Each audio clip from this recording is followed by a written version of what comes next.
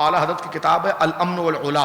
वो एक सवाल के जवाब में लिखी गई है। सवाल यह था कि हमारे इलाके में कुछ लोग दुरूद ताज पढ़ने को शिर्क कहते हैं कि जो हुजूर के लिए जुमला दुरूद ताज में है कि दाफ़िउल बलाए वल वबाए, हुजूर बलाओं को हटा देते हैं और मर्जों को दूर कर देते हैं। तो हमारे इलाके में कुछ लोग हैं जो कहते हैं कि नहीं, ये हराम और शिर्क है। तो आप इस बारे में क्या जवाब देते हैं? तो आला हज़रत ने उस सवाल के जवाब में 300 हदीसें हुजूर के इख्तियार पर जमा की। और मैं हाथ जोड़कर कहता हूँ हर सुन्नी को कि मार्केट से वो किताब लें, अपने इल्म में इजाफा करें, खुदा के वास्ते वो किताब लें। वो किताब को आप मन्नत की नीयत से पढ़ें, अगर काम न बने तो मुझे कहना। इतनी मुबारक किताब है सरकार की शान पर, अल अम्न वल उला।